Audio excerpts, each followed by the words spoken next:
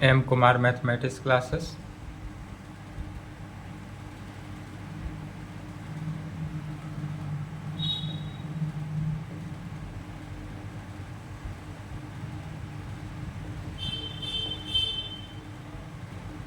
BSc part 3 season 21 से 24 हुआ। Lecture 19 हो जाएगा आज। क्या चल रहा है? Special paper spherical astronomy. इस स्फेरिकल एस्ट्रोनॉमी में चैप्टर पहला चल रहा था, chapter first celestial sphere. Chapter first का नाम क्या हुआ? Celestial sphere. इस सेलेसियल स्फेयर को 4 सेक्शन में बांटा गया था। तो इसमें चल रहा था सेक्शन 1। सेक्शन 1 चल रहा था, यही ना चल रहा था section 1।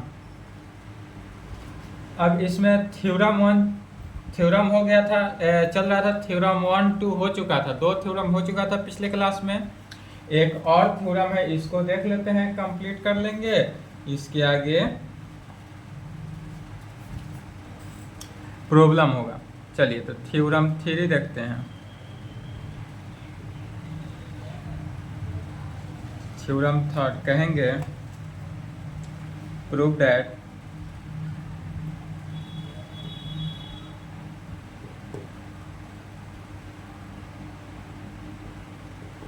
altitude of pole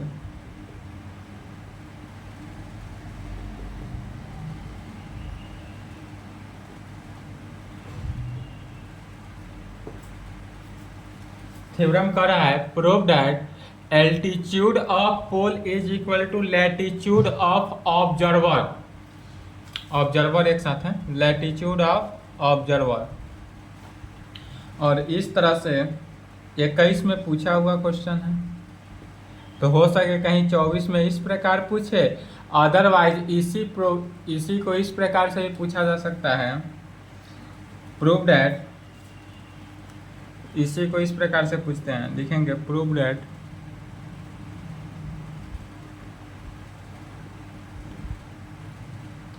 the altitude of the celestial pole. Pole कहा जा रहा है, पोल का मतलब कैसा pole? Celestial pole at any place is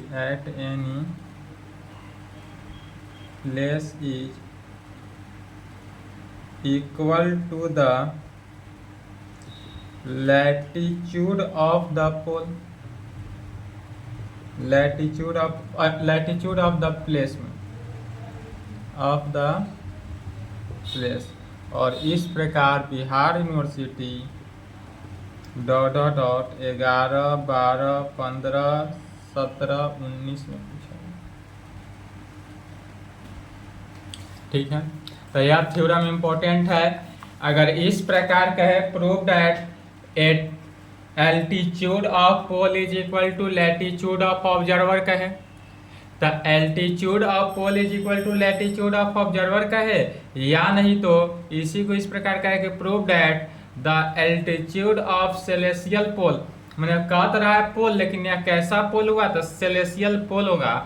pole at any point place is equal to the latitude of the place में। इसका भी मीनिंग वही हुआ कि एल्टीट्यूड ऑफ पोल जो होगा वह लैटिट्यूड ऑफ ऑब्जर्वर के इक्वल होगा। तो इसके लिए सबसे पहले फिगर को देखते हैं। एक बार फिगर समझ लिए, उसी को लिख लेना है, हमारा आंसर हो जाएगा। ठीक है, सबसे पहले क्या करते हैं, एक सेलेसियल स्फीयर ले लेते हैं। मान लेते हैं यह हमारे पास क्या हुआ, सेलेसियल स्फीयर। यह जो हुआ सेलेसियल स्फीयर हुआ। अब सेलेसियल स्फीयर पर मान लेते हैं कि यह हमारा क्या हुआ, एनएस होरिजोन हुआ।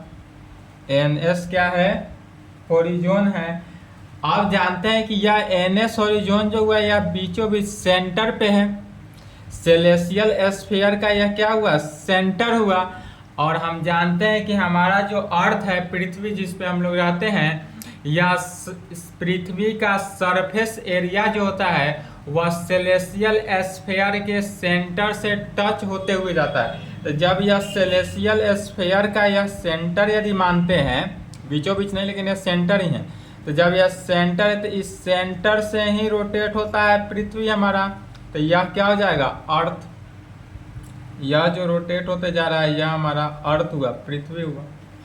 यह पृथ्वी जो हुआ किससे, तो सेलेसियल स्फीयर के सेंटर से पृथ्वी का अर्थ का सरफेस एरिया जो हुआ वह सेलेसियल स्फीयर के सेंटर से सटा हुआ होगा।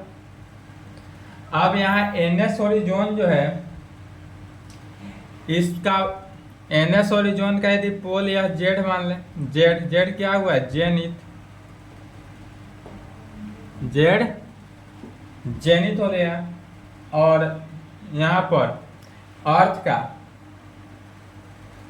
यह जो अर्थ है इस अर्थ का यदि हम डायमीटर मान लेते हैं, यह अर्थ हुआ, इस पूरे अर्थ का डायमीटर ई डैश हो गया। इस अर्थ का सेंटर यह हुआ, अर्थ का सेंटर की बात हो रहा है, यह जो सेंटर हुआ किसका, अर्थ का सेंटर हुआ। अर्थ का सेंटर से को बीचों बीच वर्टिकली यदि इस प्रकार से परपेंडिकुलर डाल दे, यह जो पॉइंट इंटरसेक्ट हुआ सी हुआ, यह सी जो है वह क्या कहेंगे, सेंटर ऑफ द अर्थ, अर्थ का सेंटर हुआ, इसको पी डैश मान लिया गया। तब अर्थ के सेंटर को, अर्थ के सेंटर और सेलेसियल स्फीयर के सेंटर से होते हुए, सेलेसियल स्फीयर के सेंटर से होते हुए जेनिथ तक का डिस्टेंस को मिला देते हैं। यहाँ अर्थ के सेंटर से को सेलेसियल स्फीयर के सेंटर होते हुए जेनिथ को मिलाते हैं। अब यह जो सेंटर में बना, अर्थ का सेंटर जो बन रहा है वह कितना है, यदि फाई एंगल बना, यह एंगल कितना बन गया, फाई एंगल बना। यह बीचों बीच पॉइंट जो इंटरसेक्ट पॉइंट सेंटर पर हुआ, सेलेसियल स्फीयर का सेंटर, इस पॉइंट को हम यदि ए मान ले, सेलेसियल स्फीयर का सेंटर को क्या करते हैं, ए मान लेते हैं। अब यह सेलेसियल स्फीयर के सेंटर से यदि हम इस पोल को परपेंडिकुलर डाल दें, यह पोल होगा, परपेंडिकुलर डाला गया। कैसा परपेंडिकुलर डाला गया, तो अर्थ के सेंटर सी पी डैश के पैरेलल परपेंडिकुलर डाले।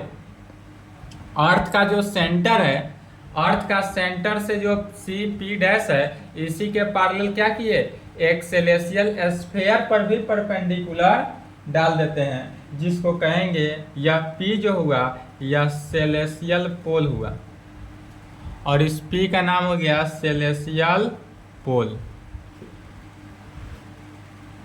ठीक है, चलिए फिगर बनाए। अब इसी को लिखना है, जो फिगर बनाया है इसी फिगर को अब लैंग्वेज में लिख लेना है। आंसर हो गया।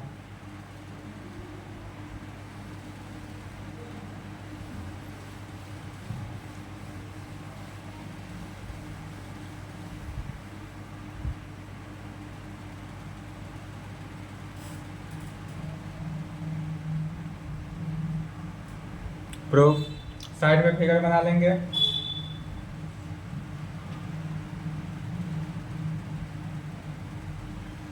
चलिए, सी बी द सेंटर, यदि हमारे पास सी बी द क्या हुआ, सेंटर, किसका सेंटर, तो E dash centre, E dash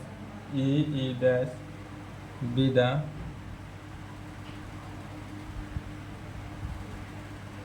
equator,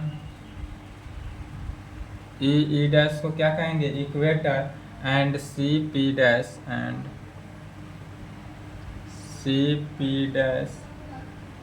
B the axis of rotation, be the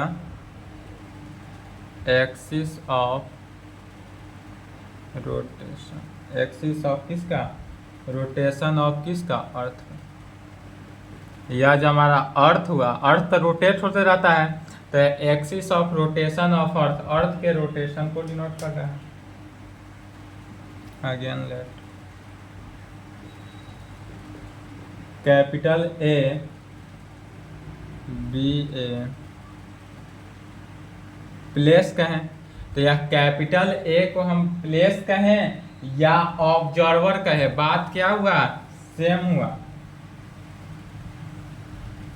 तो कहेंगे let capital A be a place या ऑब्जर्वर, प्लेस या ऑब्जर्वर किसका, तो on earth surface, on earth surface का, अर्थ सरफेस का। We draw the celestial sphere, तब कहेंगे we draw the celestial sphere, we draw the celestial sphere with centre A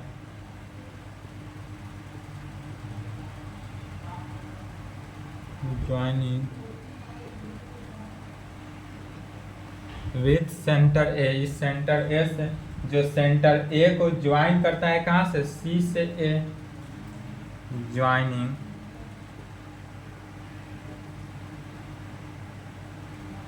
C to ए, और यह join क्या कर रहा है, see to A whose proceed part, whose proceed part meet celestial sphere, meet celestial sphere at point Z,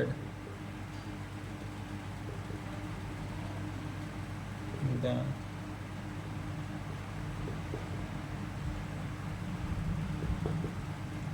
Z is the zenith, तब हमारे पास Z जो होगा वह क्या हुआ, जेनिथ होगा। वी ड्रॉ ए लाइन, अब ए लाइन ए पी जो होगा वह पैरेलल टू किसके, सी पी डैश के, लिख लिया ना। कहेंगे we draw a line A P, we draw a line AP, we draw a line AP parallel to CP dash, और यह पैरेलल टू किसके हुआ, CP डैश के, CP dash which meet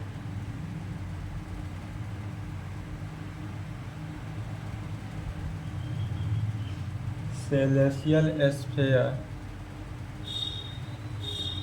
at P, और यह सेलेस्टियल स्फीयर एट कहाँ पर हुआ, पी पॉइंट पर, then P is the celestial point, then तब कहेंगे P is the celestial, P जो होगा वह कैसा होगा, सेलेस्टियल, यह पी जो हुआ हमारे पास वह कैसा हुआ, सेलेस्टियल। तब कहेंगे फ्रॉम द फिगर, अब फिगर से आ जाना है।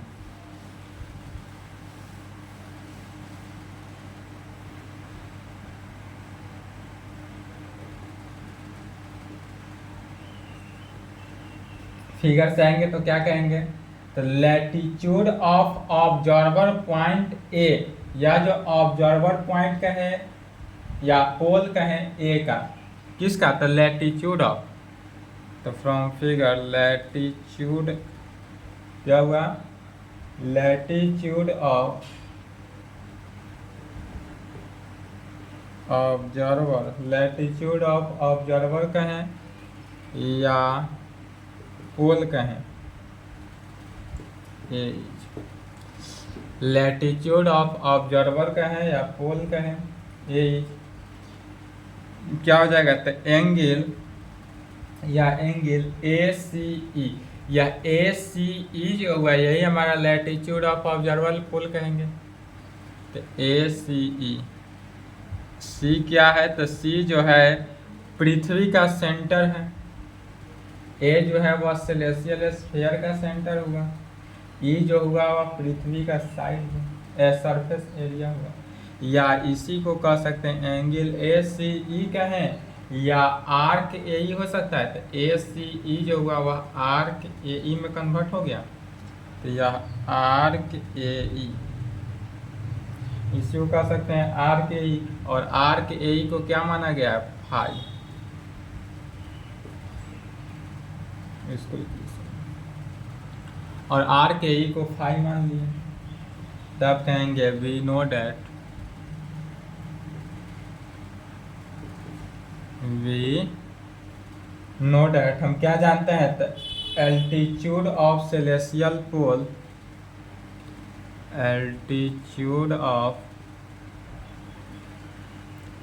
सेलेसियल पोल, यहाँ पर क्या कहेंगे? Altitude of celestial pole P at any place A is, altitude of celestial pole P at any place A is 90 minus क्या हो जाएगा? तो सेलेसियल पोल का एल्टीट्यूड निकालना है, तो 90 minus it's zenith distance, it's zenith distance 90 degree minus zenith distance. फिर चूंकि जेनिथ डिस्टेंस अब क्या होगा? तो जेनिथ डिस्टेंस जो होता है वह 90 माइनस एल्टीट्यूड होता है। अगर जेनिथ डिस्टेंस निकालना हो तो कहेंगे, चूंकि जेनिथ डिस्टेंस को किस से? जेड डी से डिनोट करते हैं, तो जेड डी माने zenith distance is equal to 90 degree minus altitude होता है, 90 डिग्री माइनस एल्टीट्यूड। इसलिए हमारे पास जो एल्टीट्यूड हुआ या 90 माइनस जेनिथ डिस्टेंस, इसलिए यहाँ से किसका वैल्यू निकाल लिए? एल्टीट्यूड का वैल्यू। तो एल्टीट्यूड का वैल्यू क्या निकला? 90 माइनस जेनिथ डिस्टेंस। अब यह 90 माइनस जेनिथ डिस्टेंस तो हुआ, इट्स जेनिथ डिस्टेंस है, तो 90 minus it's zenith distance, zenith distance क्या है यहाँ से? पी जेड, यही हुआ जेनिथ डिस्टेंस। तो कहेंगे 90 minus P Z is equal to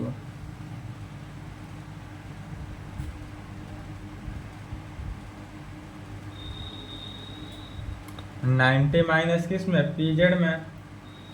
90 minus P Z का है, या 90 माइनस पी जेड को क्या कर सकते हैं? एंगल पी ए जेड में, एंगल पी ए जेड। तो 90 minus angle P A Z हो जाएगा, पी ए जेड हुआ। इसी प्रकार पी ए जेड के सिंप्लीफाई क्या हो जाएगा? पी डैश सी ए हो गया, तो इसी को पी डैश सी ए लिख सकते हैं, is equal to 90 degree minus angle P dash C A हो जाएगा, पी डैश सी ए। अब यह 90 minus P dash C A जो हुआ, यह पूरा ए में आ जाएगा, यहाँ से ए सी ई में कन्वर्ट हो जाएगा, तो ए सी ई, इसी को फाई मान लेंगे, ए सी ई एंगल ए सी ई। और इस ए सी ई इक्वेशन 1 में देखना, एंगल ए सी ई क्या है? फाई है, फ्रॉम फर्स्ट।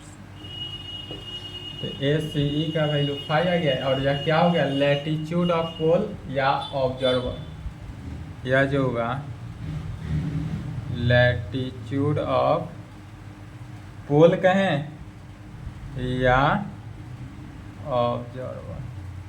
तो लेकर क्या चले थे? एल्टीट्यूड ऑफ पोल लेकर चले थे, लैटिट्यूड ऑफ पोल या ऑब्जर्वर निकल गया, इसलिए कहेंगे hence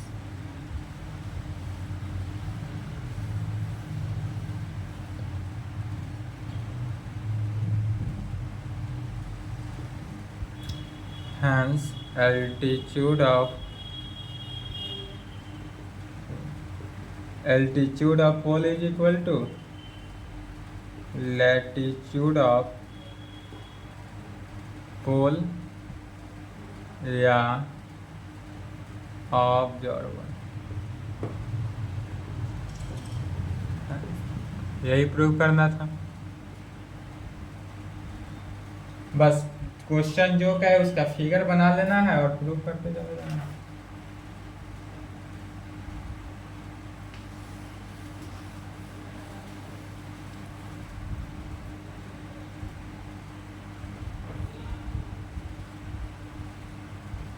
problem on different system of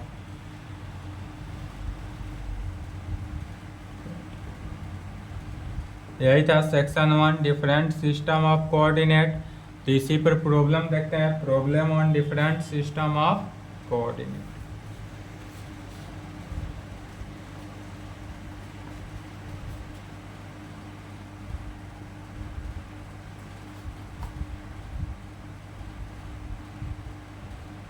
If Z1 and Z2 arc the zenith distance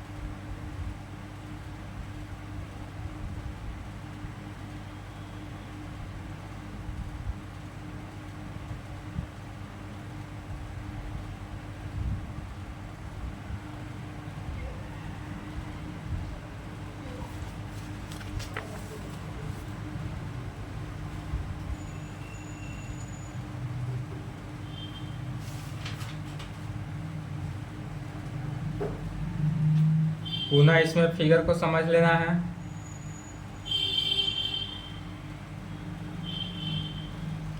कह रहा है क्या, इफ क्वेश्चन समझेंगे, क्वेश्चन कर रहा है इफ यदि Z1 and Z2 arc the zenith distance of a star on the meridian and prime vertical respectively.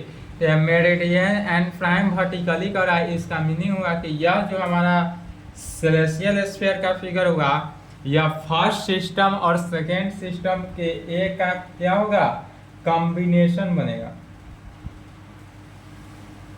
तो सबसे पहले इसके लिए फिगर बनाते हैं।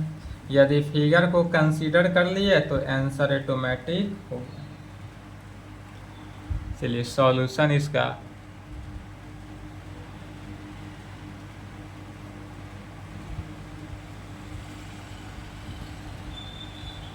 यह क्या हुआ, सेलेसियल स्फीयर हुआ। अब इस पूरे सेलेसियल स्फीयर की बात कर रहे हैं, तो सेलेसियल स्फीयर हुआ, इसमें NS क्या हो जाएगा, होरिजोन।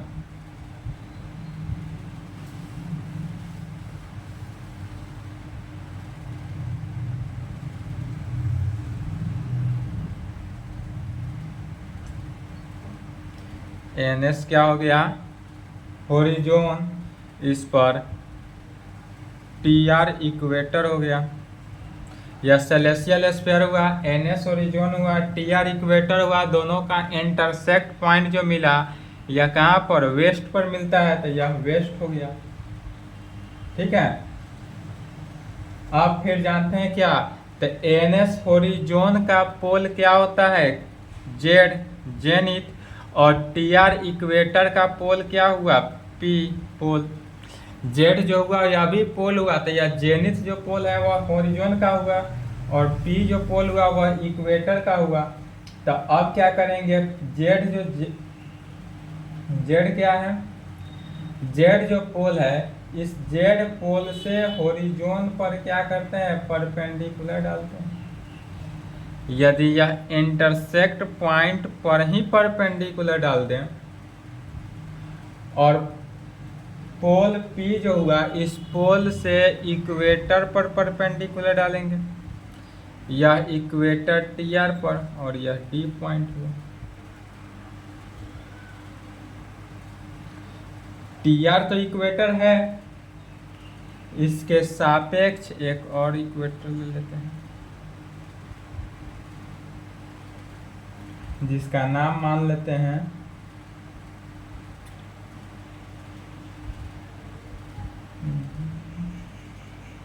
या इस इक्वेटर इंटरसेक्ट पॉइंट से एक और इक्वेटर मान लेते हैं। यह दोनों का जो इंटरसेक्ट पॉइंट हुआ, यह इंटरसेक्ट पॉइंट, इससे यह इक्वेटर मान लीजिए जिसका x1 x और यह मिला x2 और यह मिला x3, x1 x2 x3। यह कितना हो गया, पोल जो P हुआ जेनिथ जेड से स्टार की दूरी एक से दूरी, यह दोनों का बीच का डिफरेंस कितना हो जाएगा, Z1।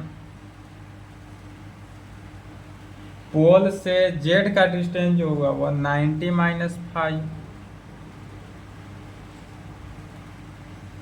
जेड जो एंगल बना रहा है यह कितना, 90 डिग्री।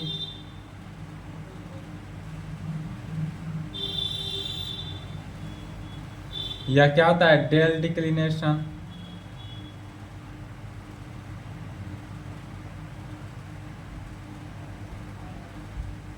कहेंगे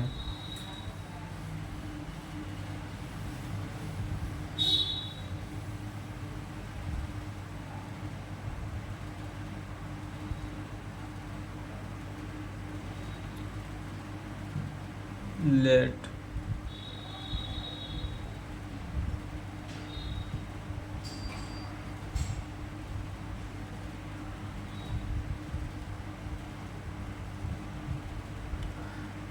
यह x1 x2 x3 जो हुआ वह पाथ ऑफ स्टार, स्टार का क्या है, पाथ है।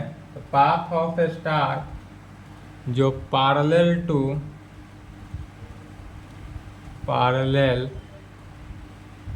Path of star parallel to equator TR, यह इक्वेटर TR के पैरेलल हुआ तो equator TR and let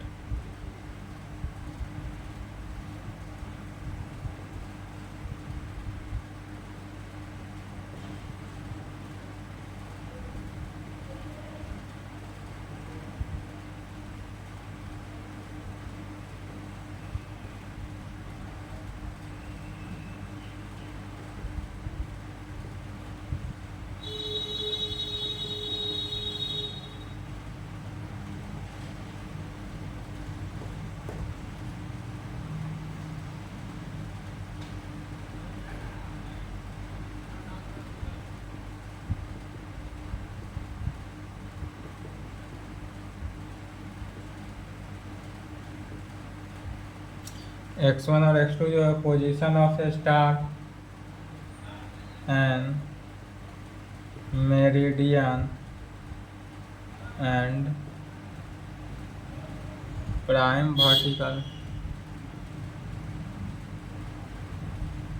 ZW। Prime vertical किस में, ZW में होगा, तब कहेंगे given that zx dash is equal to z1 and zx2 is equal to किस में, z2 में। यहाँ से zx1 का वैल्यू z1 और zx2 का वैल्यू z2 मान लेंगे। If del be the declination of a star, if del be the declination of star, if del be the declination of a star then तब x1r तब क्या कहेंगे, x1r is equal to x2d is equal to किस में, del declination में, इसलिए Px1 is equal to 90 minus del is equal to Px2। तो Px1 जो होगा 90 माइनस डेल, 90 माइनस डेल का, या Px2 जो फिगर है उसी को लिखा जा रहा है।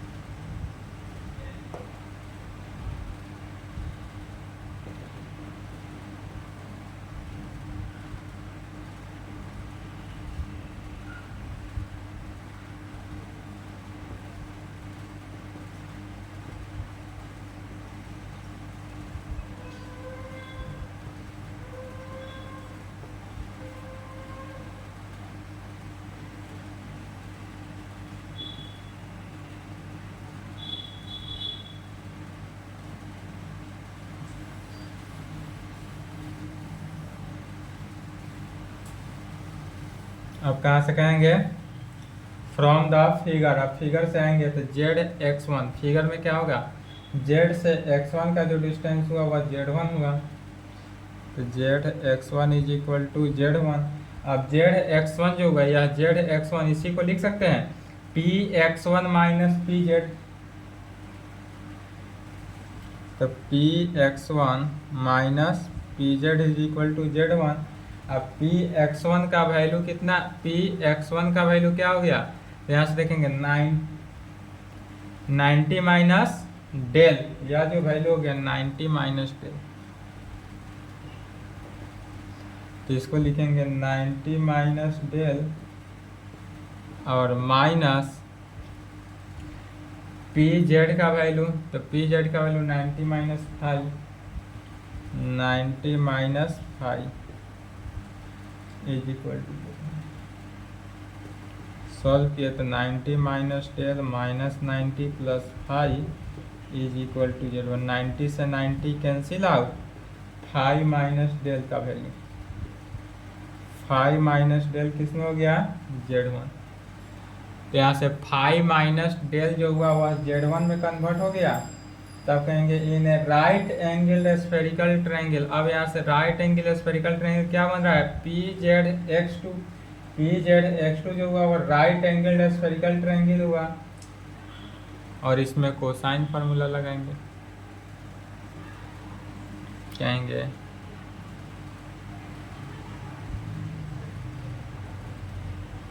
इन ए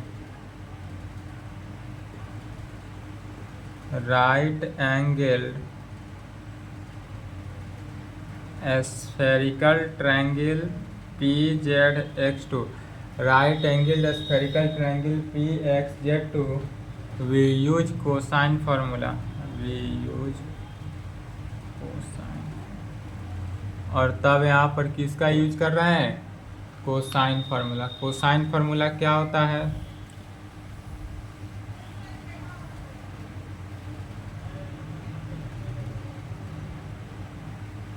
cos C is equal to cos A into cos B plus sin A into sin B into cos capital C में, sorry right angle spherical triangle ना है, तो राइट एंगल स्फेरिकल ट्रायंगल में कोसाइन फार्मूला क्या होता है, cos A into cos B, cos C is equal to cos A into cos B। यहीं पे लिखेंगे cosine formula cos C is equal to cos A into cos B, we get cos C is equal to cos A into cos B से we get क्या result निकलता है, तो cos 90 minus del, यदि A मान ले या cos 90 minus del, तो cos 90 minus del is equal to cos 90 minus 5 into cos Z1 sine del sine 5 cos Z2 इसका इक्वेशन। अब एक 1 प्रूव करना हो या 2 प्रूव करना हो तो यहाँ तक लिखना ही है, ठीक है। 1 2 दोनों केस में यहाँ तक लिखना है। अब यदि 1 हो तो कैसे प्रूव करेंगे? 1 के लिए अब यहाँ से प्रूव हो रहा है, सेकेंड के लिए यहाँ से, तो we eliminate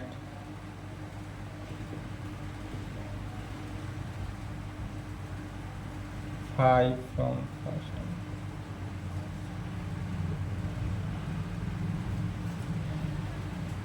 we get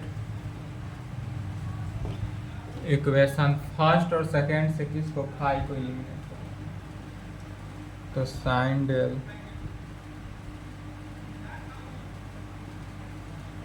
sign 5 जो है, इस 5 के जगह पर यहाँ से 5 का वैल्यू क्या हो जाएगा, तो 5 is equal to del plus Z1 हो गया।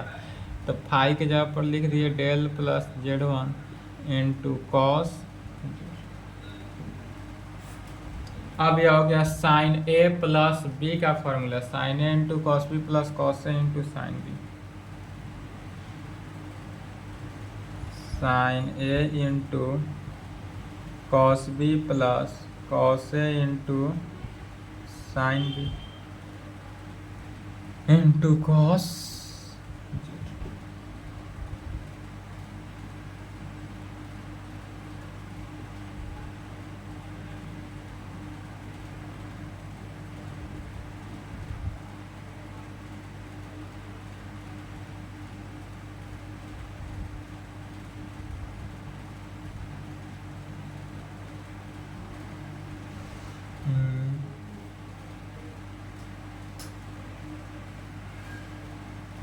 Sign Z1 cos del cos.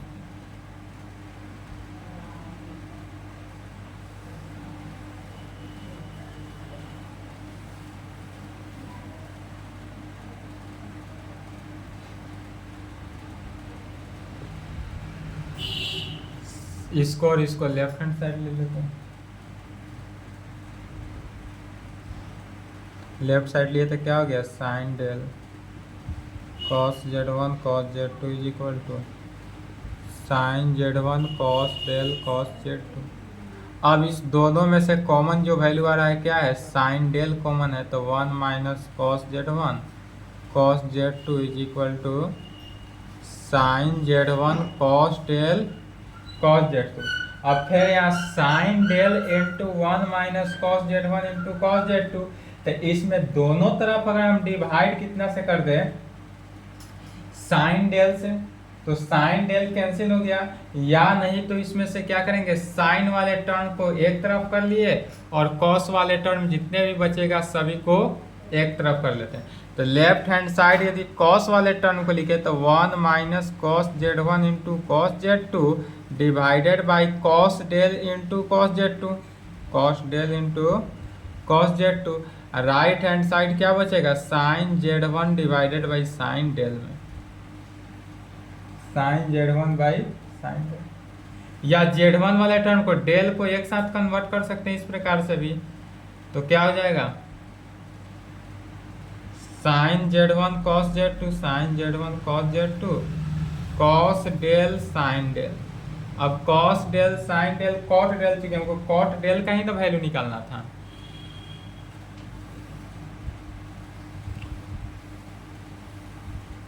तो कहेंगे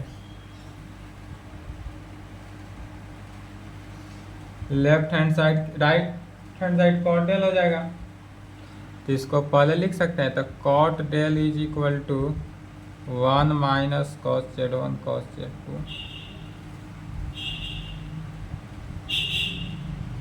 साइन Z1 कॉस Z2 में दोनों को अलग अलग करेंगे,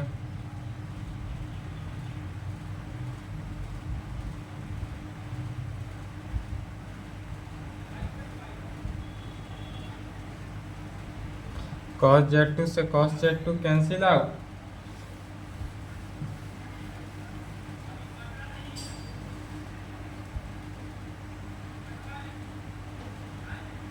cot del is equal to 1/sin क्या हो गया cosec Z into 1/cosec Z2 minus cos/sin क्या हो जाता है cot Z1।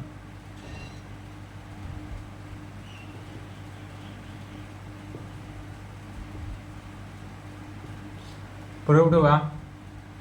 चलिए यहाँ तक लिखे, आज की क्लास को यहीं पे संपन्न करते हैं। इसके आगे जो है क्वेश्चन चलेगा एक क्लास और प्रॉब्लम चलेगा। प्रॉब्लम जो होगा एक क्लास और, आज लेक्चर 19 था, लेक्चर 20 तक चलेगा। लेक्चर 21 जो हो जाएगा वह section 2 chapter first section 2 rising and setting of a star या सन। ठीक है, आज की क्लास को यहीं पे संपन्न करते हैं, यहाँ तक कंप्लीट।